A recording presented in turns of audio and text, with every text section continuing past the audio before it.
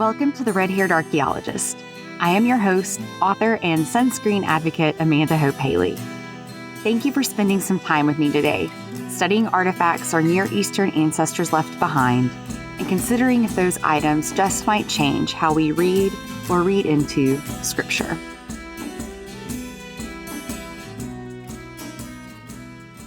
Everything that we've discussed so far this season has been a prelude to today. I guess I mean that literally because it came before. And just in the idea of accumulating all of that knowledge that we need today. I fear that maybe I've bored you sometimes as we've discussed generalities about Egyptian history and Egyptian religion. Egypt has an incredibly long history. As we've talked about, their records are difficult to understand because of the ways they were created and the ways they were augmented over time, and because of how we know that politics influenced them, the way future leaders would destroy what people before them had said, or the way current leaders would inflate the wonderful things that they had done for their people. Egypt's historical records, even though they're more plentiful than Israel's, they are not textbook perfect. So we take those records with a grain of salt in understanding their perspective and try to combine that with what archaeologists have found as a way of examining the relationship between Egypt and the Semitic people and considering if they may or may not coincide with Joseph's adventures in Genesis and sort of consider those adventures potentially from the Egyptian perspective. We do all of this to try to bring more historical context to our readings of Scripture. I think that's fun. As believers, I think it is easy to forget that the enemies of Israel actually had their own perspective on history. Egypt is really the classic big bad of the Bible.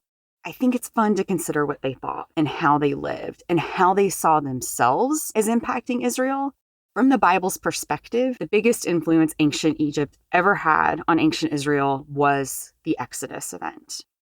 This event marks the founding of the Israelites' religion. And of course, the Israelite religion would become what we call Judaism today and would eventually give birth to Christianity.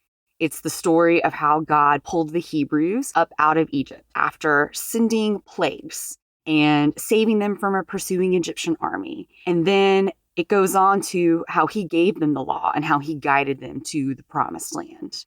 This isn't the first story in the Bible, obviously. We have the entire book of Genesis before we get to Exodus, but it's really the foundational one for these two religions. If you're like me, you can't help but picture Cecil B. DeMille's film, The Ten Commandments, whenever you read the book of Exodus. I picture Moses as Charlton Heston. I picture the unnamed Pharaoh as Yul Brynner playing Ramses II. Even as I read, I may insert characters who aren't even in the text, like Queen Nefertiti. I imagine those scenes between her and Moses that absolutely did not happen in the Bible. And the splitting of the Red Sea, I see it in my mind's eye, and I think about it every time I walk through our local aquarium. The film is epic in its length. It's crazy long, but also in its cultural reach. It just demonstrates how pop culture has done a lot to bring the Exodus to life for us. That's good in that it makes it maybe a little bit more accessible, but it's also bad because it has a tendency to make us think that fiction and someone else's imagination are actually fact.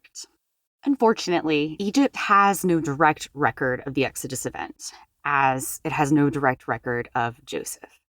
In the absence of an obvious Egyptian accounting of the Exodus, we must look to Scripture and then also consider theories that aren't in Technicolor.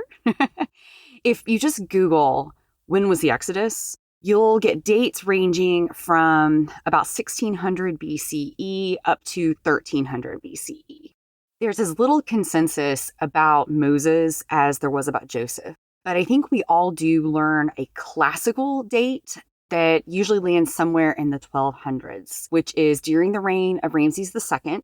Sadly, that's for a not so good reason. The name Ramses appears in the Bible 4 times, in Genesis 47, in Exodus 12, and then twice in Numbers 33. In each of those instances, the name refers to a place and not to a person. But that's the only proper noun that's in there. For generations, people have been associating what is actually a city's name with the most famous pharaoh of all of Egyptian history. Sunday school teachers, I know they taught me, they probably taught you, that the pharaoh of the Exodus was Ramses the Great. And then we just had Cecil B. DeMille come behind and reinforce that for us. But in the Bible, the pharaoh is unnamed. The event is not recorded in the Egyptian record, which is really frustrating. And the numbers that we have in the Bible are fuzzy. This is something we've really been talking about all season. Instead of just throwing up our hands at the question and accepting that what Hollywood has told us is fact is actually fiction, scholars and armchair scholars alike have developed a lot of theories over the years. Today, I want to look at what is probably the flashiest theory. It also happens to be advocated for by a current Hollywood director. In 2006, Simha Yakubovich, a man who goes by the name the Naked Archaeologist, even though he is neither naked nor an archaeologist, he got together with James Cameron of Terminator and Titanic and Avatar fame, and the two of them produced a movie called Decoding the Exodus. At the time, it would have been considered really impressive and captivating and well produced. Lots of the graphics look tired today. It's just a difference between 2006 and 2022. But they were really effective at the time. They claim to have formed a brand new explanation of the Exodus event that no one has ever figured out before. What they're really doing, though, is just putting a lot of images and honestly some theatrics to a really old theory. I first heard this theory in 1999 when I was in a history class in college. And honestly, I was a little taken in by it too at first, because when you hear only the prose of it, it kind of sounds good. But I've actually gone back and looked, and I have found references to this theory as early as 1985. It may be even older than that. But the point is, what they're presenting from a scholarly perspective is nothing new. This theory is based on the eruption of the volcano on Santorini. This absolutely happened. It's an island in the Mediterranean. The volcano there exploded and destroyed the Mycenaean Empire. And there is quite a bit of disagreement over when it happened. Some people say 1600, some people say 1500. In the archaeological record, and especially in the geological record, 100 years isn't that big of a deal. But in the historical record, it is. It's the difference between 2022 and 1922. So I'm going to tell you what happened geologically and then explain how some people theorize that those geological events fit in with the plagues. The first thing that you will notice is that the order of what happened in history versus the order of what is written in the Bible are different. We'll start with what physically happened when the volcano erupted. The earth sent about 7 cubic miles of magma up and out, and it was followed by a plume that was about 27 miles tall. Some people will argue that this plume that went out and the ash that was a part of it, that is what created the darkness that is described as the ninth plague. Right after the eruption, there would have been this strange sort of hail that is unique to when volcanoes erupt. And it's this hail that is ice and ash that are in existence together. And so that is used to describe one of the plagues. And as all of this ice and ash was pushed up and out, locusts and flying insects would not have been able to breathe. And so they would have fled from Santorini and maybe come as far as Egypt. And so this is where you get potentially the plague of locusts, according to these people. After the eruption itself, there would have been earthquakes. It is theorized that the earthquakes could have released iron oxide up out of the ground. It would have come out of the depths of the earth, intermingled with water, and essentially created rust. And that when the Bible talks about the plague of water turning to blood, that it was actually the water turning red as a result of this iron oxide being in it. When this happened, when basically rust invaded the waters, it would have made the waters uninhabitable. So all the frogs would have jumped out of it. So there's your frog plague. It also would have killed the fish, and it would have killed anyone who was trying to drink that water. And so there would have been widespread death, which would have bred flies. They see this one event as possibly being the source for several of these plagues. Something also that could have happened with an earthquake is that there could have been a release of carbon dioxide gas from inside the earth. If that happened, the theory goes that firstborn children in the Egyptian world would have been sleeping on beds on the bottom floor of their houses, whereas everyone else would have been sleeping up on the roofs. There's archaeological evidence of this in that beds have been found. And yes, it would have been the firstborn sons who would have had the beds while other people would have slept on the floors. Regardless of age, be it child or adult, if it is sweltering hot in Egypt, I'm not sure he's going to sleep in his bed downstairs where it is stuffy instead of going up to be with his family where it's cool on the roof. So that's one little hang up with this theory. But the theory goes that the CO2 would have been released from the ground. And as it came out of the ground, it would have suffocated the firstborn children who were laying on these beds. It also would have suffocated the livestock. So that's a second way that the livestock could have been killed. By the time that gas evaporated and got up to the higher reaches, to the second stories of houses and up onto the roofs, that those people would not have been impacted by it. And so that's one theory of why only the firstborn children would have been killed. The last and probably most dramatic part of this theory is, as often happens with earthquakes, they induce tsunamis. The theory goes that there was an earthquake and the waters of the Mediterranean would have been pulled back from the coast, gathered into the center of the Mediterranean, and then be sent back crashing onto the shores. If that one sounds particularly strange to you, it's because it is. That is the theory of how God saved the Hebrews from the Egyptians. That with the earthquake, as the waters were pulled back into the Mediterranean, the Hebrews passed on dry ground. And then as the tsunami came crashing in, it took out the Egyptians. If you're familiar with the story of the Exodus, there's probably a bell going off in your head right now. And that is, wasn't the Egyptian army drowned under the Red Sea and not the Mediterranean? So technically, our Bibles don't tell us where the Egyptian army was drowned, because what the Hebrew actually says is that this all happened at the Yam Suf. I'm going to briefly describe what all of this means right here, but I encourage you to head over to my website, and my most recent blog post is about this. So when you're reading in Exodus about the Red Sea, what the Hebrew actually says is Yam Suf. This is a place where I encourage people to check their Bible translations and make sure there's a footnote there indicating that maybe that doesn't actually mean Red Sea. Yam definitely means sea. We have no problem there, but there is no consensus as to what Suf means. The prevailing idea is that Suf is an Egyptian loanword that came into Hebrew, and it means reeds, as in papyrus reeds. And so some of your translations may say at the bottom something like literally sea of reeds. If that's correct, and the word means reeds, then Yam Suf cannot be referring to the Red Sea. However, there is another theory about what Suf might mean. It's not nearly as popular, but to me, it makes a lot more sense. And that is that Suf is related to another Hebrew word, Sof, that means end. And so Yam Suf would mean something like sea at the end of the world, or sea with no end, meaning that it's a large body of water, that when somebody is standing on one side of it, they cannot see the other side. In that case, the Red Sea absolutely is a candidate for the body of water that God split. By that logic, the Mediterranean would be also. For our purposes today, I'll stop there with the explanation, but I do encourage you to head over to my website and read that blog post where I explain why on earth our Bibles are not giving us a literal translation there, and I give you a little bit of history about how all of that developed. But let's get back to this Santorini theory and the film that we have been talking about, Decoding the Exodus.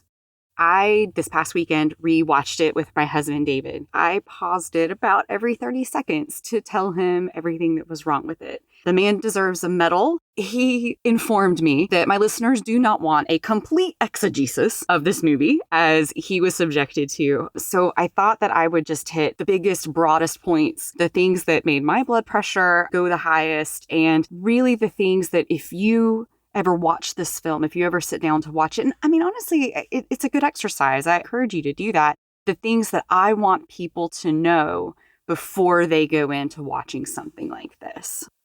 To begin with, the filmmakers get really excited about a pharaoh named Ahmosis, and they want to claim that he was the pharaoh of the Exodus.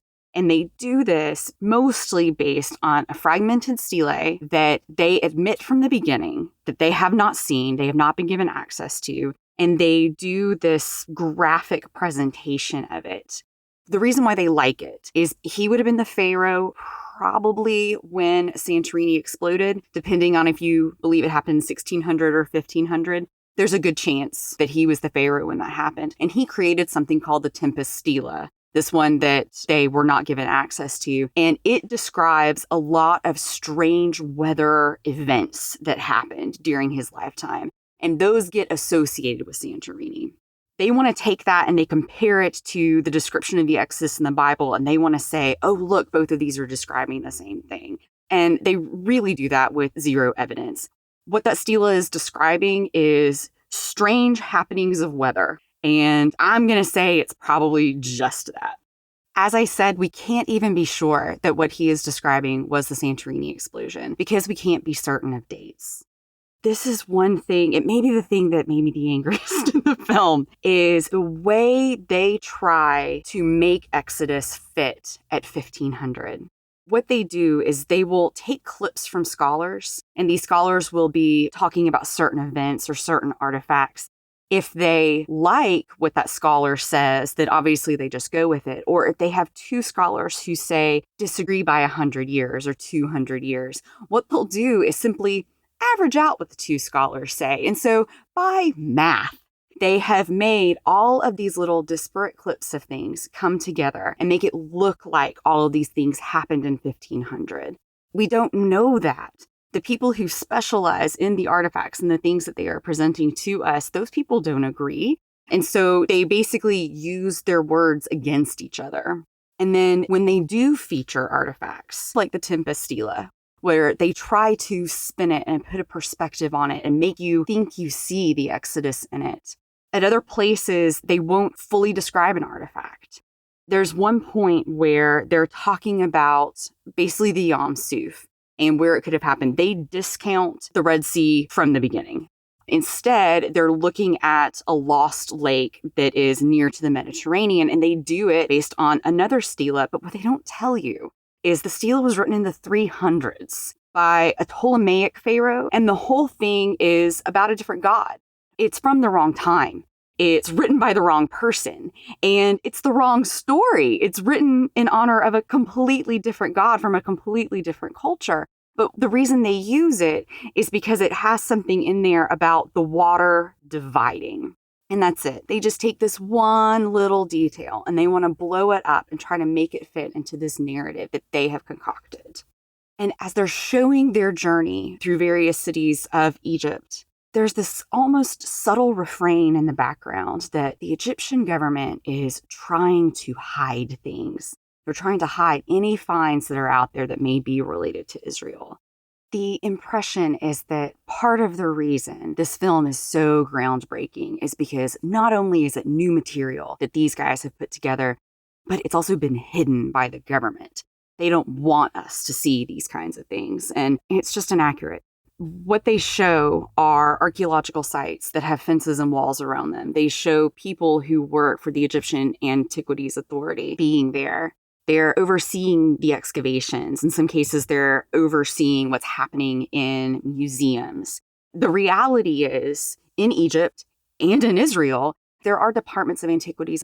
The reason they're there is to protect what is coming out of the ground.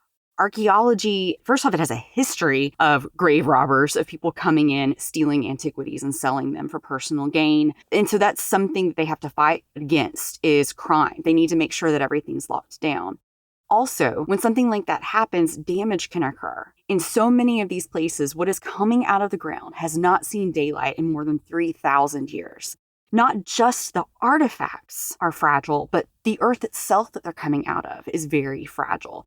Those strata are fragile. And so if someone who doesn't know what they're doing is coming in there and stomping around with giant movie cameras and all of that, then they run the risk of damaging not just artifacts, but the site itself. That's all that's happening there. But the way the filmmakers try to spin it as if something insidious is happening, that they are being kept out of, I believe it's Avaris, or the place that they pick out as Mount Sinai. there's nothing insidious happening there. It's these people doing their jobs and actually trying to protect excavations because excavations are extremely fragile while they're happening. The film goes on even beyond the plagues and beyond the splitting of the Red Sea to make some really wild claims about Hebrews getting on a boat and going out to Greece. They do look for different identifications of Mount Sinai, and at the very end, they get really excited about finding the Ark of the Covenant. Next week, we're going to talk about Egypt's interactions actually with the Greek islands and with the people who came from those, just giving you a little preview of what is to come. More than just giving us a view of maybe what the plagues looked like. This whole exercise reminds me that when we watch documentaries, and honestly, I wouldn't even call this a documentary, it's a film. But when we watch something like this that purports to be fact, we need to remember that entertainment pieces are not pure history. I really enjoy the work of Ken Burns. His work is highly acclaimed. He does a really great job with what he does, but he sets out to tell a story. It's not just him wanting to give you the truth, the whole truth, and nothing but the truth. Because, as we know, textbooks don't make millions for their authors. They're more likely to put us to sleep than to captivate us. And if we're just learning raw bullet points of history, we're pretty unlikely to keep buying what that person may produce in the future. And so with pieces like Decoding the Exodus, I think it's really important to know who is behind the film and what agendas they may have. We have to put a little bit on ourselves and do some research and try to figure out what have they chosen to leave out, like not telling us the date of some super important artifact, or what have they completely fabricated, like the way they tried to envision for you this other stela that they themselves were never even allowed to access.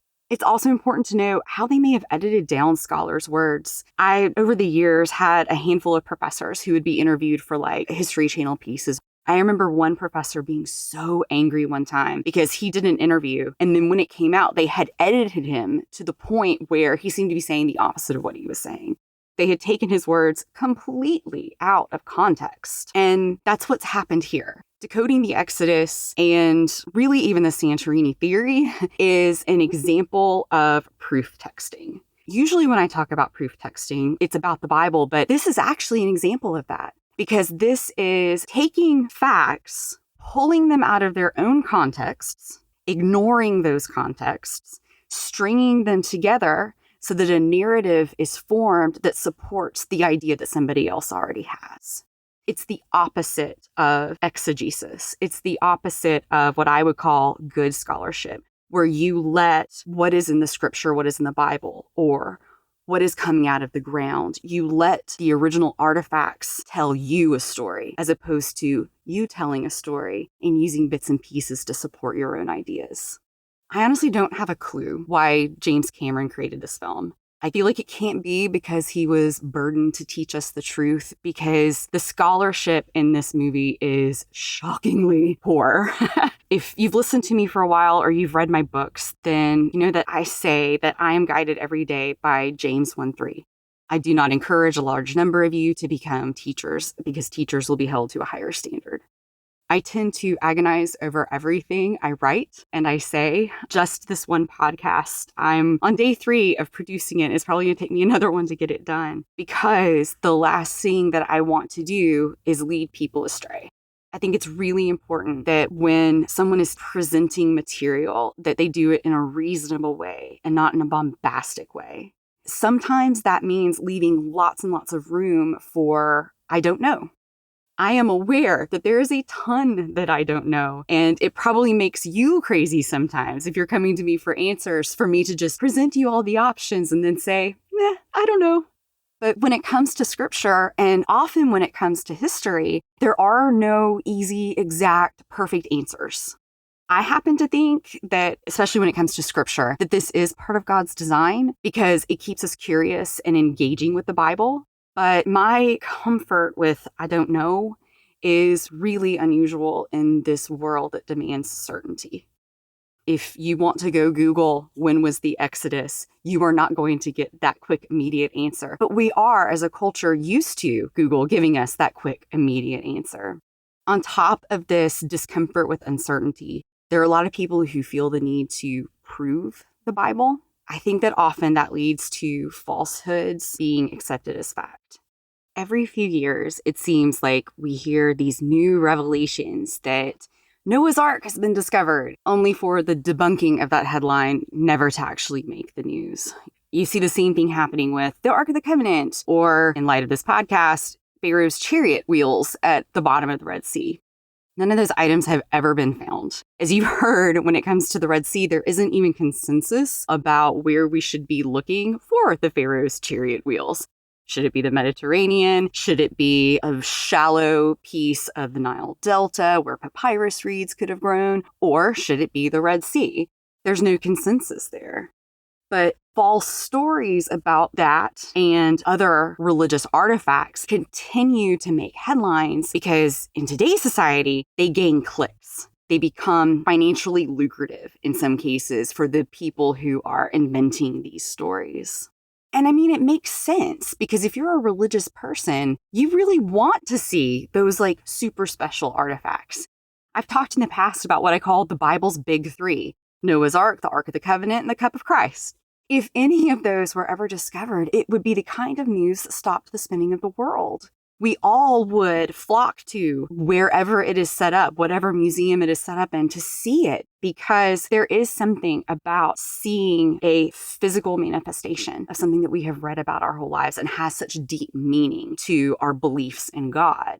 Seeing those things would be great and fun, but it shouldn't be necessary to our faith. God doesn't need us running around proving the Bible. So if you've seen images before of chariot wheels or even horse corpses down at the bottom of the Red Sea, what you've actually been shown in a lot of these cases are the remnants of a shipwreck from the 1800s AD in the Red Sea. They actually are artifacts. They actually are at the bottom of the Red Sea, but it's not chariot wheels. It's the wheel that you use to steer a ship and lots of coral. Those images, they get doctored a little bit, and these days they get deep faked. And it keeps happening because they bring in clicks and they bring attention to the people who are putting those things out there. When it comes to the Exodus, there is no physical evidence of it so far. It's practically impossible to put it into the Egyptian record because we don't have similar descriptions of the stories there. What we do have in the Exodus is a story about how God miraculously altered his own creation in order to free the Hebrews. Because what we are talking about are miraculous events, there's nothing really in the Exodus account that would be likely to leave behind archaeological evidence, except maybe some army equipment somewhere. But as I said, that hasn't been found. Not to say that it won't, but it hasn't been found yet. The fact that we have no evidence is okay. It's even good, because typically God's miracles, they happen to leave behind awe and wonderment and faith in the people who witnessed them.